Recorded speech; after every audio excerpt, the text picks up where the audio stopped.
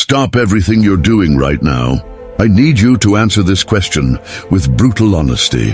How many times today have you told yourself you can't afford something? Not just money. I'm talking about time, opportunities, relationships, dreams.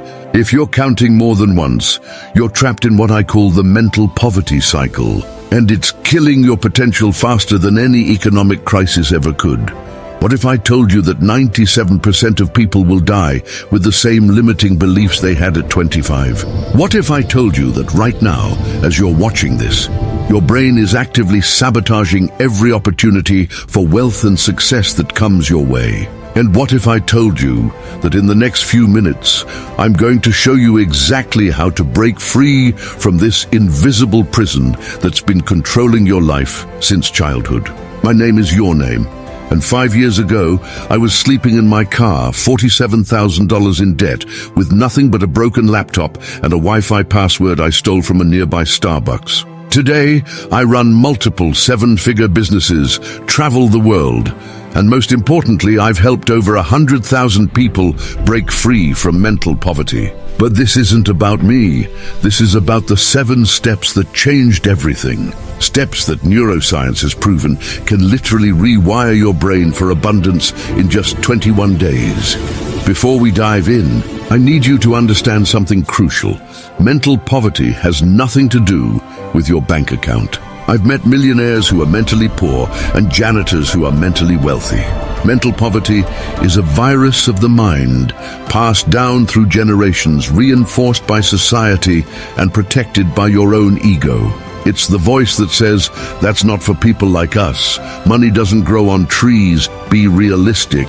Don't get your hopes up." Today, we're going to destroy that voice forever. The mental poverty pandemic. Let me paint you a picture of what mental poverty really looks like. It's Sarah, a brilliant programmer who charges $50 an hour when her skills are worth $500 because she doesn't want to seem greedy. It's Marcus, who has $1 million business idea but spends every evening watching Netflix because successful entrepreneurs are born, not made. It's Jennifer, who stays in a soul-crushing job for 15 years because at least it's stable.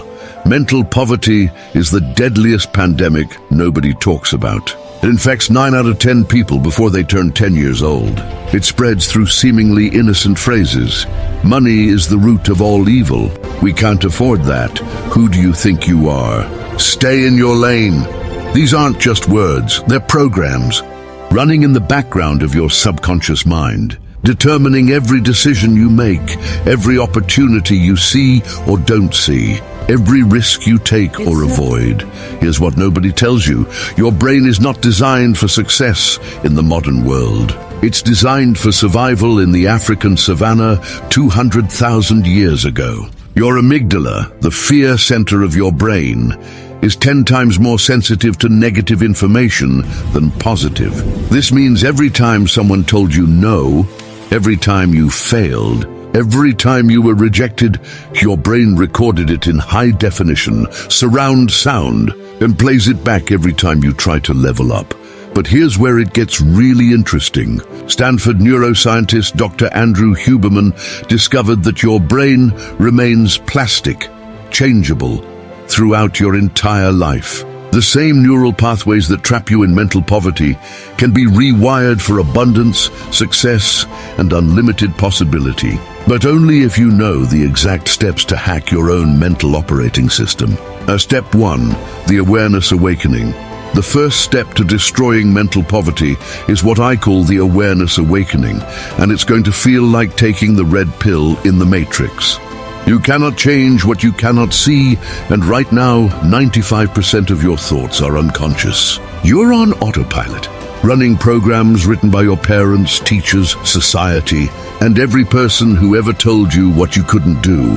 Here's an exercise that will change your life. For the next 24 hours, I want you to carry a notebook everywhere. Every single time you have a thought about money, success, or possibility, write it down.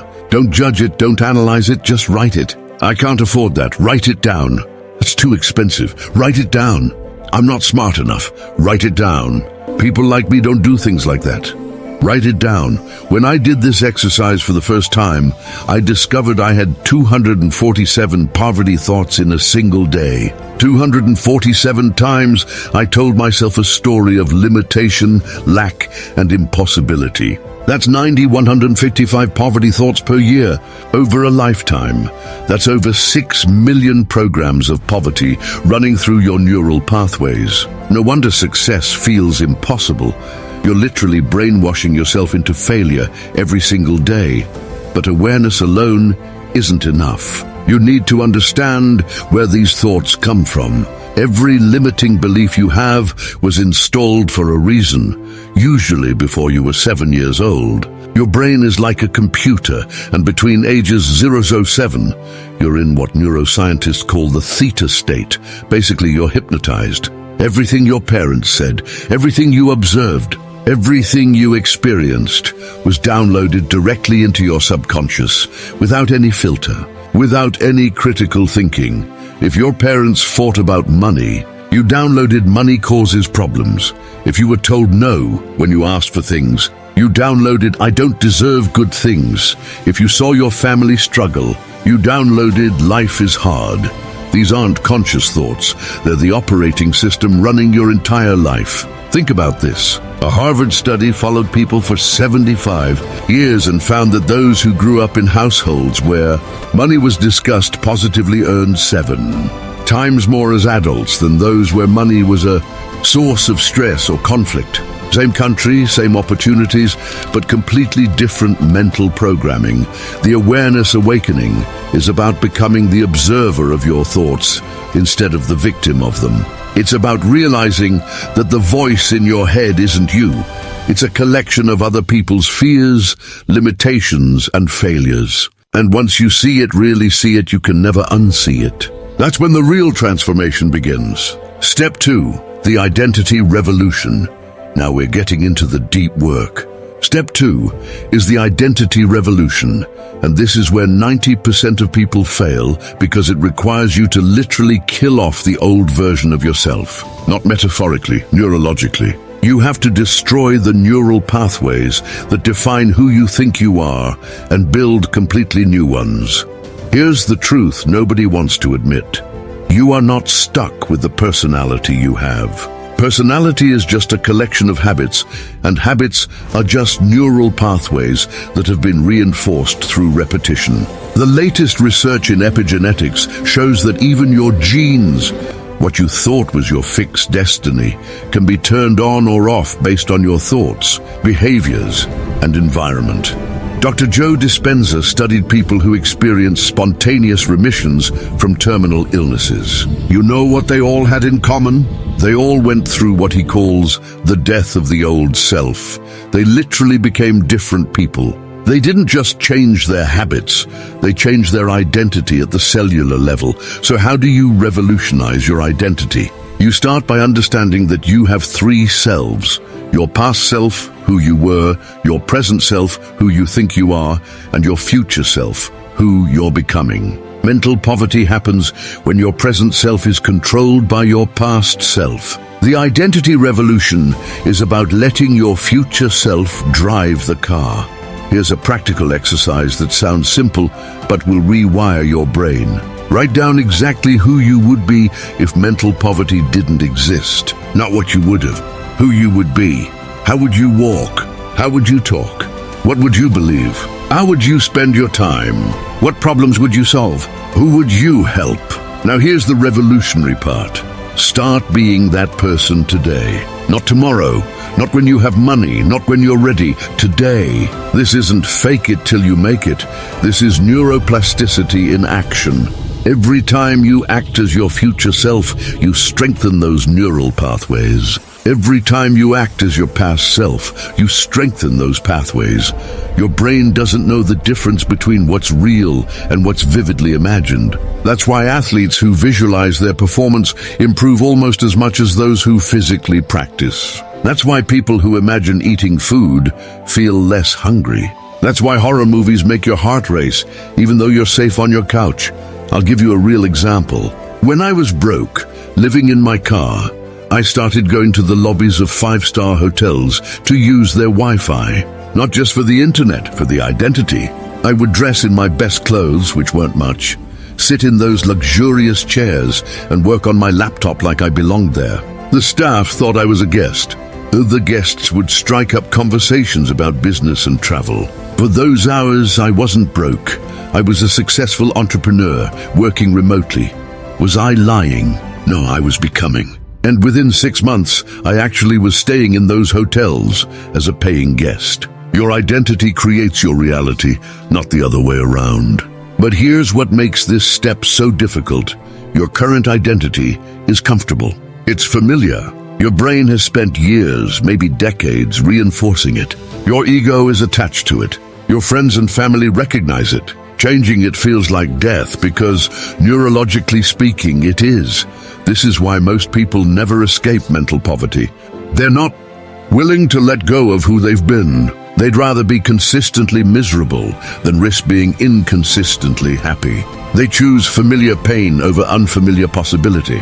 Step 3, the environment exodus. Step 3 is what I call the environment exodus, and this is where things get uncomfortable. You've probably heard that you're the average of the 5 people you spend the most time with, but that's actually not strong enough. You're not just the average, you're the inevitable result of your environment. And if you're surrounded by mental poverty, you will remain mentally poor, no matter how many books you read or videos you watch. Here's a scientific fact that will blow your mind. Mirror neurons in your brain cause you to automatically copy the behaviors, beliefs, and emotions of people around you. You literally cannot help it. It's unconscious. It's automatic. It's more powerful than willpower. This is why people gain weight when their friends gain weight. Why divorce is contagious in social circles. Why suicide clusters happen in communities. But it's also why success is contagious. Why wealthy people tend to cluster together. Why entrepreneurs hang out with other entrepreneurs. They're not being elitist. They're protecting their mental environment like their life depends on it, because it does. The environment exodus means you must ruthlessly audit every influence in your life. Every person, every piece of media, every space you inhabit. Ask yourself, is this feeding my future or my past? Is this expanding my possibility or reinforcing my limitations? Is this person cheering for my success or comfortable with my struggle? This is where I'm going to lose some of you, because what I'm about to say goes against everything society teaches about loyalty and relationships. You must be willing to outgrow people. You must be willing to disappoint people. You must be willing to be called selfish, arrogant, too good for us now. Because the alternative is to sacrifice your potential on the altar of other people's comfort. I'm not saying abandon your family or dump all your friends. I'm saying create boundaries, limit exposure. If you have a friend who constantly complains about money, you don't have to end the friendship, but you can't spend 3 hours a week absorbing their poverty mindset. If your family gathering always turns into a festival of limitation and complaint, you can love them from a distance. Here's what I did. I created what I call the board of directors for my life. 5 people who were living the life I wanted to live. Not celebrities or distant mentors, real people I could access. One was a successful entrepreneur in my city. One was a mindset coach I found online. One was an author whose books changed my perspective. One was a fitness trainer who embodied discipline. One was a spiritual teacher who understood abundance. I reached out to them. I offered value. I joined their communities. I paid for their courses. I invested in proximity to excellence. And here's what happened. Their certainty became my certainty. Their normal became my normal. Their expectations became my expectations. Environment is not just influence, it's installation. You are literally installing new software through proximity.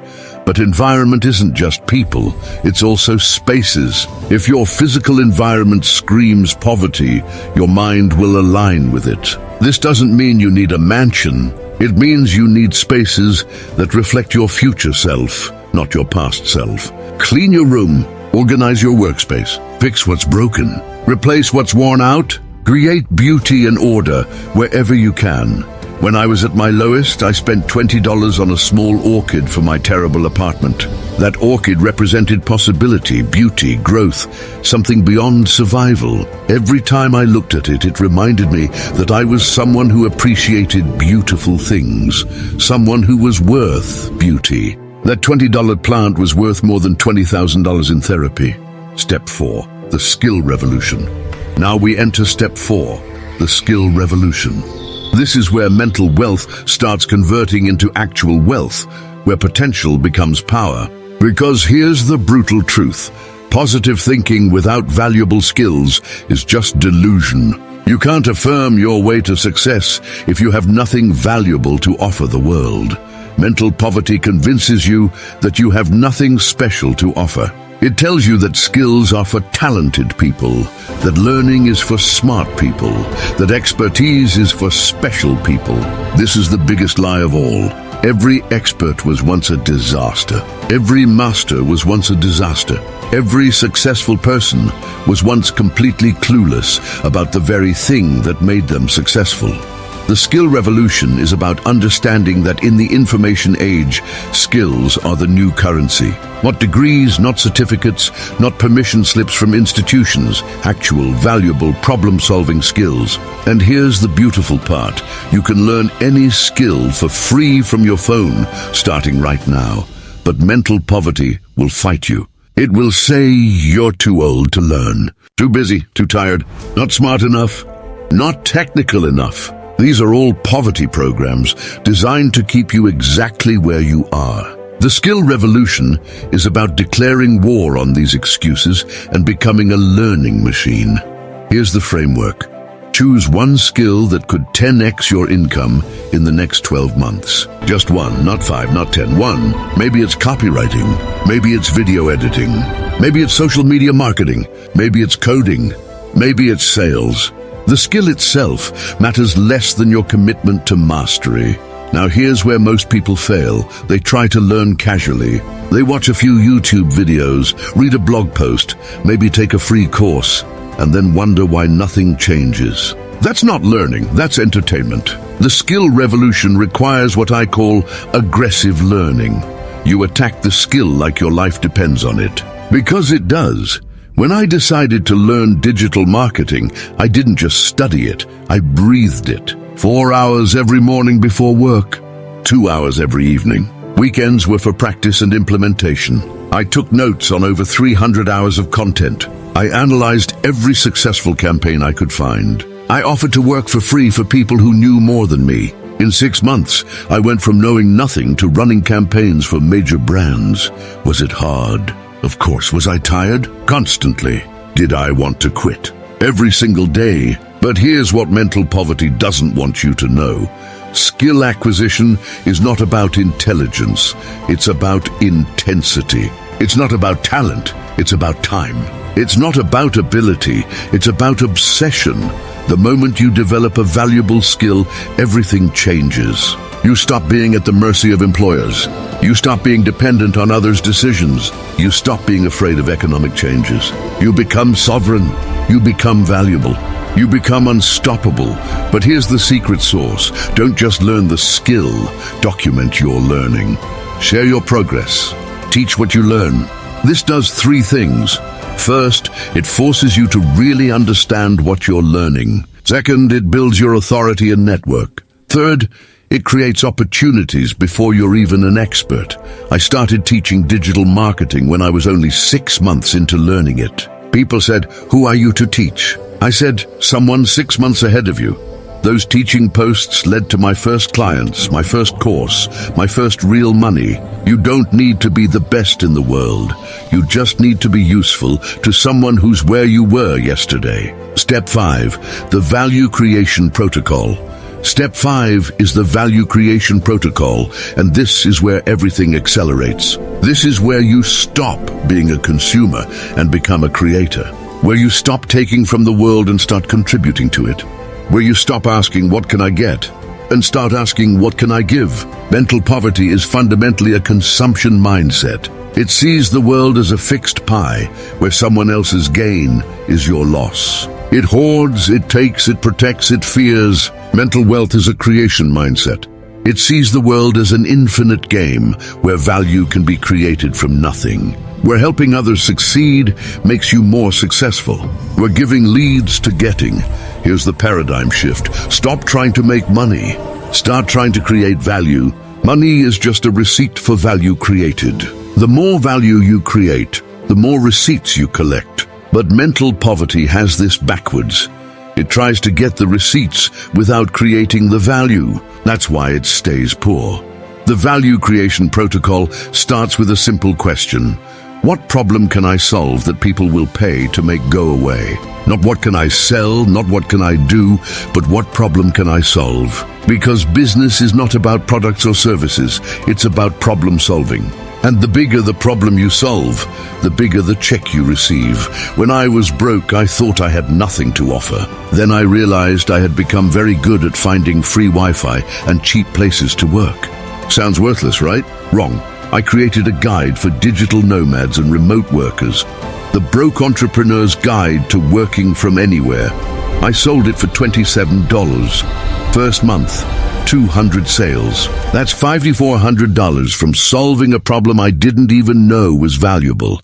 But here's what makes the value creation protocol so powerful. You don't need permission to create value. You don't need a business license to solve problems. You don't need investors to help people. You can start creating value right now, today, with whatever you have, wherever you are. The protocol has 3 phases.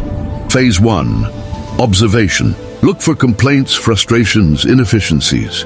What do people struggle with? What takes too long? What's too expensive? What's too complicated? Every complaint is a business opportunity. Every frustration is a potential fortune. Phase 2, innovation. How can you solve this problem better, faster, cheaper, or easier than current solutions? You don't need to invent something new. You just need to improve something that exists. Amazon didn't invent selling books. They just made it more convenient. Netflix didn't invent movies. They just made them more accessible. Phase 3, implementation. This is where 99% of people fail. They have the idea but never execute. They plan but never produce. They dream but never do. Implementation is the bridge between poverty and wealth, between potential and power. It's not about perfect execution. It's about any execution. Version 1 is better than version none. Here's a truth that will set you free. Your first attempt will suck. Your first product will be embarrassing. Your first service will be flawed. So what? Amazon's first website looked like garbage. Tesla's first car broke down constantly. Apple's first computer was built in a garage. Excellence is not where you start, it's where you persist to. The value creation protocol is also about stacking value. Every piece of value you create becomes an asset. That guide I created, it still sells today, 5 years later. That's $150,000 from something I created once. This is how wealth is built, not by trading time for money, but by creating value that compounds. Step 6, the abundance activation. Step 6 is the abundance activation, and this is where we reprogram your relationship with money at the deepest level. Because here's what nobody understands. Your relationship with money is actually your relationship with yourself. How you treat money is how you treat yourself. How you think about money is how you think about your own value. Mental poverty creates what I call money trauma. Every time you couldn't afford something you wanted, every time money caused stress in your family, every time you felt less than because of money, that created a micro-trauma. These traumas compound into a toxic relationship. With money where you simultaneously desperately want it and deeply resent it, the abundance activation is about healing this relationship and installing a new operating system. 1. Where money is not your master but your tool. Not your enemy but your ally. Not scarce but abundant. This isn't about affirmations or visualization. This is about practical neurological rewiring. First, we need to understand what money really is. Money is not evil. Money is not good. Money is neutral energy that amplifies who you already are. If you're generous, money makes you more generous. If you're fearful, money makes you more fearful. If you're creative, money makes you more creative. Money is a magnifier, nothing more, nothing less. Here's an exercise that changed my life. Track every penny that comes to you for 30 days. Not just your salary, everything. Find a quarter on the street? Track it. Get a tax refund? Track it. Friend buys you coffee? Track it. Birthday money from grandma? Track it. And every time you track it, say, thank you for this abundance. When I started this, I discovered I was receiving 3x more than I thought. Money was flowing to me constantly in small ways, but my mental poverty made me blind to it. I was so focused on what I didn't have that I couldn't see what I did have. Gratitude is not just a feeling. It's a frequency that attracts more of what you appreciate, but the abundance activation goes deeper. You need to understand the flow of money.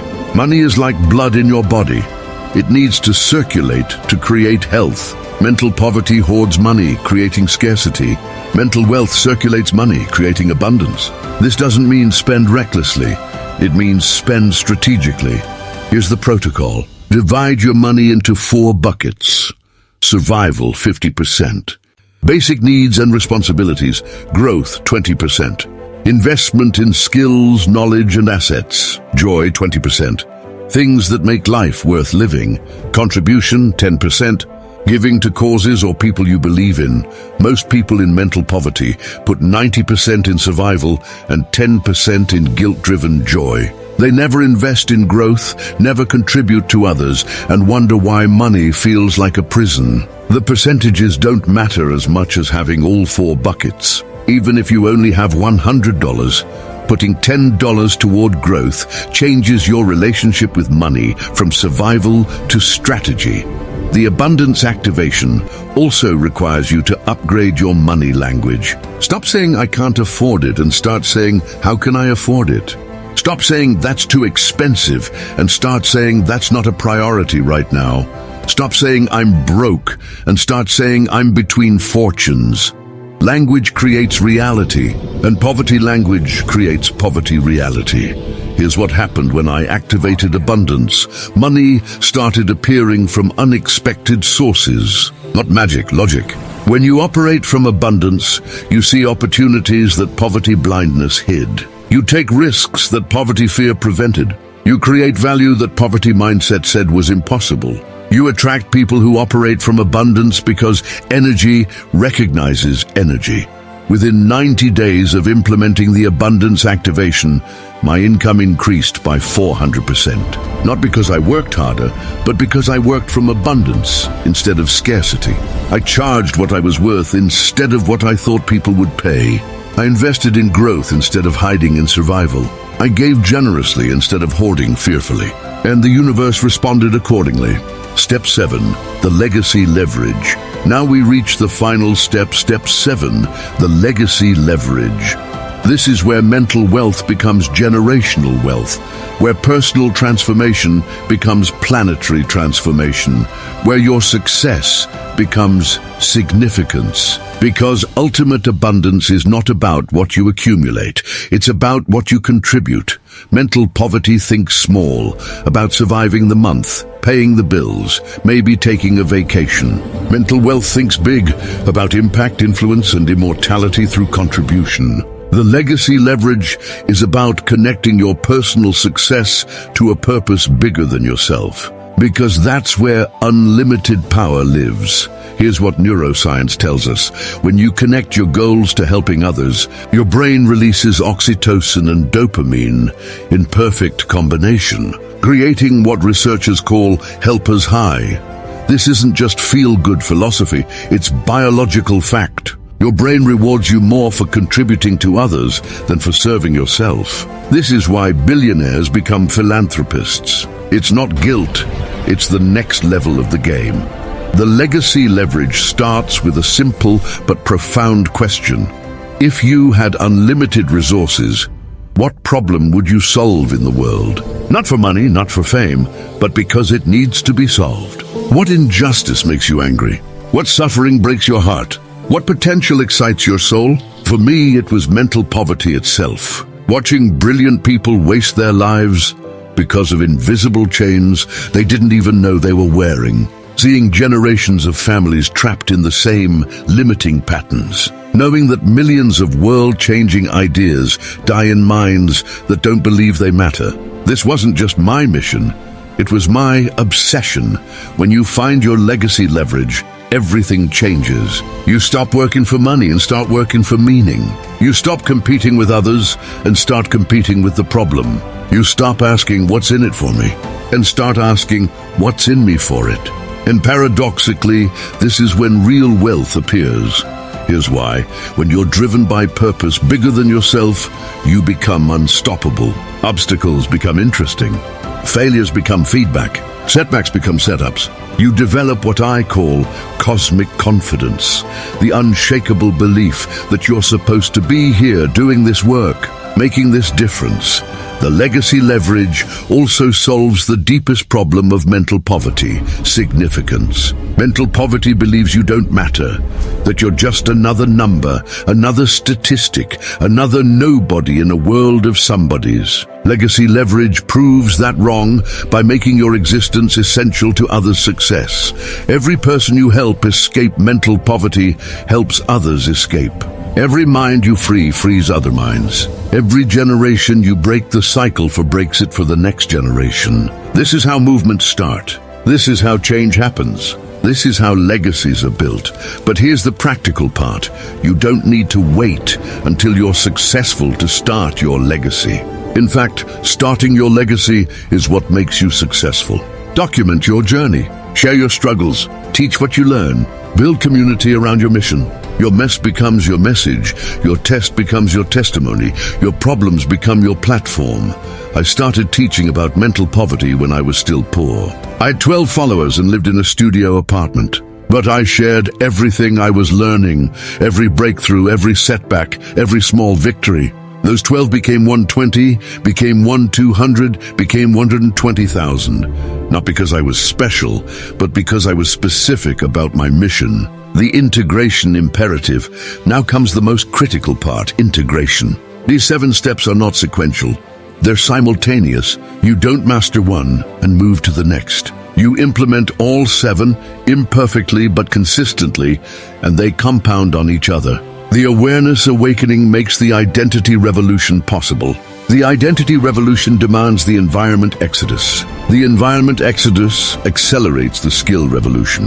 The skill revolution enables the value creation protocol. The value creation protocol activates abundance. Abundance fuels legacy. This is not a 30-day challenge or a 90-day program. This is a lifetime practice. Mental poverty took years to install. It will take time to uninstall. But here's the beautiful truth. You don't need to be perfect. You just need to be persistent. Every day you practice these steps, you weaken mental poverty's grip. Every day you don't, it strengthens. The path will not be linear. You'll have breakthrough days where everything clicks and breakdown days where nothing works. You'll have moments of absolute certainty and moments of complete doubt. You'll feel like a fraud, a failure, a fool. Good. That means you're growing. Comfort is mental poverty's best friend. Discomfort is mental wealth's training ground. In the Mental Wealth Manifesto, let me be absolutely clear about what's at stake here. This is not about becoming rich. This is about becoming free. Free from the invisible prison of limitation. Free from the generational curses of scarcity. Free from the soul-crushing weight of untapped potential.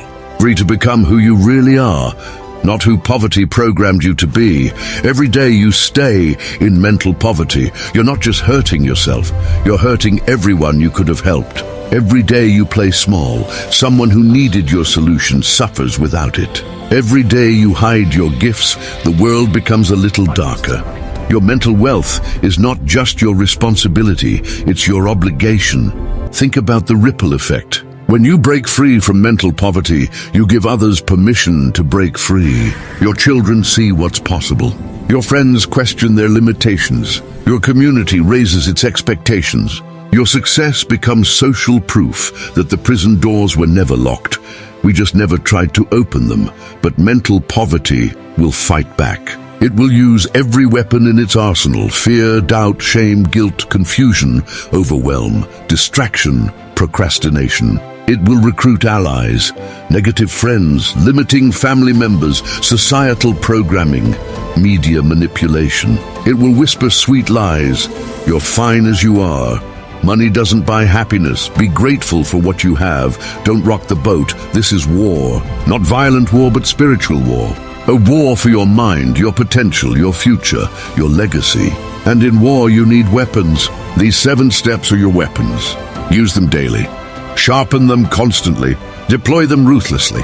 Because mental poverty shows no mercy, and neither should you in defeating it. The evidence of transformation. Let me share what happens when you implement these 7 steps. Not theory, reality. Sarah, the programmer who was charging $50 an hour, she's now running a development agency, billing $50,000 per project. Marcus, who was sitting on his $1 million idea, he launched it, failed, pivoted, and sold it for $3.2 million. Jennifer, stuck in the soul-crushing job. She's traveling the world as a consultant, making 5x her old salary, working half the hours. But the external results are just symptoms of the internal revolution. What really changes is your entire experience of being alive. You wake up excited instead of exhausted. You see possibilities instead of problems. You feel powerful instead of powerless. You become the author of your story instead of a character in someone else's. Your relationships transform. You attract people who celebrate your success instead of sabotaging it. You have conversations about creation instead of complaint. You build networks of abundance instead of circles of scarcity. You become someone others want to rise with instead of someone they want to keep down. Your health improves. Mental poverty creates chronic stress, which destroys your body from the inside. Mental wealth creates confident calm, which heals your body from the inside. You sleep better because you're not worried about tomorrow. You eat better because you value yourself. You exercise because you're building strength for your mission, not punishing yourself for weakness. Your creativity explodes. Mental poverty constrains imagination to the prison of the probable. Mental wealth expands imagination to the realm of the possible. You start seeing solutions everywhere. Ideas flow through you like water. Innovation becomes your default mode. You become a force of creation in a world of consumption. The moment of decision, right now, at this exact moment, you're standing at a crossroads. Down one path is everything you've known. Familiar, comfortable, predictable mental poverty. You know exactly where that path leads because you've been walking it your whole life. It leads to regret, to what if, to dying with your music still in you. Down the other path is everything you could become. Uncertain, uncomfortable, unlimited mental wealth. You don't know exactly where this path leads because you've never walked it. But you know it leads to possibility, to what's next, to living with your music playing loud. This is not a decision you can postpone. Every day you don't choose is a day you choose mental poverty by default. Every day you wait for the right time is a day you reinforce the wrong patterns. Every day you say maybe tomorrow is a day you say never to your potential. The decision is binary. There is no middle ground. You're either growing or dying. You're either expanding or contracting. You're either breaking free or breaking down. Mental poverty or mental wealth. Limitation or liberation. Fear or freedom. Choose the call to arms. If you've made it this far, you're not here by accident. Something in you knows that you were born for more than mental poverty. Something in you recognizes truth when you hear it. Something in you is ready to break free. That something is your true self, and it's been waiting your whole life for this moment. But information without implementation is just entertainment. Knowledge without action is just trivia. You can watch 1,000 videos, read 1,000,000 books, attend endless seminars, but if you don't do the work, nothing changes. Mental poverty loves consumers of information because consumption without creation maintains the status quo. So here's your first assignment, your initiation into mental wealth. Choose one thing from this video, just one, and implement it today. Not tomorrow, not Monday, not next month, today. Maybe it's the awareness journal. Maybe it's identifying your future self. Maybe it's auditing your environment. Maybe it's choosing a skill to master. Whatever resonates most, do it now, then come back and tell me what happened. Comment below with your commitment. Not for me, for you. Public declaration creates accountability. Accountability creates action. Action creates results. Results create belief. Belief creates identity. Identity creates destiny. You're the community of transformation. You cannot do this alone. Mental poverty thrives in isolation. Mental wealth requires community. That's why I've created the Mental Wealth Revolution, a movement of people who refuse to accept the limitations they inherited. People who are done playing small. People who are ready to destroy mental poverty once and for all. Subscribe to this channel right now. Not later, now. Hit the notification bell. Not because I need your subscription, but because you need this community. Every video is a weapon against mental poverty. Every comment section is a support group for success. Every like and share spreads the revolution to someone who desperately needs it. But this is bigger than YouTube. This is about creating a global uprising against mental poverty. Share this video with 3 people who you know are trapped in mental poverty. Not to preach to them, but to plant a seed. You never know which seed will grow into a forest of transformation. Join our free Facebook group, where thousands of mental wealth warriors share their journey, their struggles, their victories. Surround yourself with people who are on the same mission. Replace the poverty programming of your current environment with the wealth programming of purposeful proximity. The final revelation. Here's the ultimate truth I need you to understand. Mental poverty is not your fault, but mental wealth is your responsibility. You didn't choose the programming you received, but you can choose the programming you keep. You didn't create the cage, but you can choose to leave it. The 7 steps I've shared with you are not just strategies. They're your birthright. You were not born to struggle, to survive, to settle. You were born to thrive. To create, to contribute. Every cell in your body is programmed for growth. Every neuron in your brain is designed for expansion. Mental poverty is not natural, it's conditioned. And what has been conditioned can be reconditioned. The world needs what you have to offer. Your unique combination of experiences, perspectives, and potential exists nowhere else in the universe. If you don't share it, it dies with you. If you don't develop it, humanity loses it forever. Your mental wealth is not just about you. It's about everyone whose life you could change. Imagine a world where mental poverty no longer exists, where every child grows up believing in possibility instead of limitation, where every adult operates from abundance instead of scarcity, where every community collaborates instead of competes, where every nation invests in potential instead of protecting from loss. This world is not utopia. It's inevitable if enough of us break free. The closing crescendo. You now have everything you need to destroy mental poverty forever. The 7 steps, the science, the strategy, the support. The only thing missing is your decision to begin. And that decision doesn't require confidence. It doesn't require certainty. It doesn't require permission. It only requires courage. And courage is not the absence of fear. It's action in the presence of fear. Your mental poverty will tell you this won't work for you, that you're different, that your situation is special, that you should wait, that you should prepare more, that you should think about it. These are the last desperate lies of a dying paradigm. Don't negotiate with terrorists, especially the ones in your head. The time is now, not because it's convenient, but because it never will be. Not because you're ready, but because you never will be. Not because it's easy, but because it never will be. The time is now because you've suffered enough. You've waited enough. You've played small enough. Enough is enough. Stand up right now. Yes, literally stand up. Put your hand on your heart and repeat after me. I declare war on mental poverty. I commit to mental wealth. I will do the work. I will face the fear. I will break the cycle. I will create value. I will live my legacy. I'm done playing small. My revolution starts now. Feel that? That surge of energy? That spark of possibility?